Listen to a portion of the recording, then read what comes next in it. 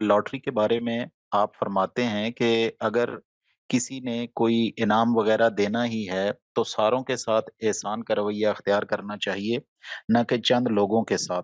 तो सवाल ये है कि अगर मेरा इदारा है और मैं एक रज़ाकाराना स्कीम लॉन्च करता हूँ, उसमें अगर स्कीम के तहत कोई बंदा हिस्सा लेता है और चंद एक बंदों को मैं अपनी मर्जी से नहीं बल्कि मामले को ट्रांसपेरेंट बनाने के लिए कुरानदाजी के जरिए से इनाम दे देता हूँ, तो इसमें शनात का या हक तलफी का क्या पहलू है? हमारे मुआशरे में जो लोग कमेटी वगैरह डालते हैं, उसमें भी मामले को ट्रांसपेरेंट रखने के लिए कुरानदाजी ही का सहारा लिया जाता है। मुझे याद नहीं है कि मैंने इस मामले में वो बात कही होगी जो आपने बयान फरमाई है।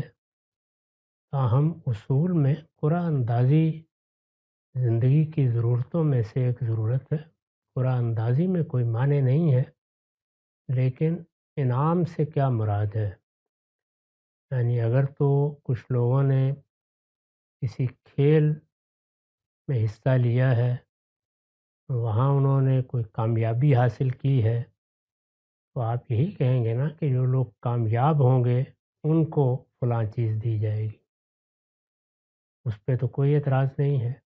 खुद कामयाबी ने इंतख़ाब कर दिया और आपने इंसाफ़ के साथ दे दिया।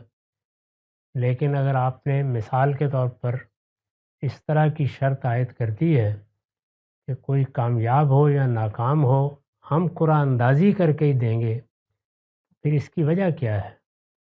ये बजाय ख़ुद बेइंसाफ़ी होगी और हमारे दीन में किसी बेइंसाफ़ी को रवा नहीं रखा गया।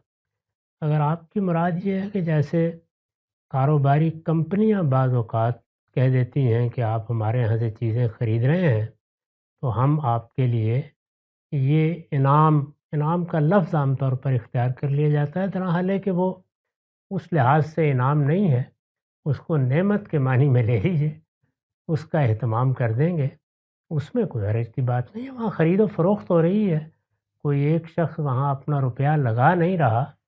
लेकिन जब ये कहा जाता है कि आप फ़लाँ मामले में टिकट खरीद लें, तो अब एक-एक रुपया भी अगर आपने लिया तो करोड़ों ले लिए। ये बिल्कुल जुए की एक किस्म है, इसके करीब नहीं जाना चाहिए।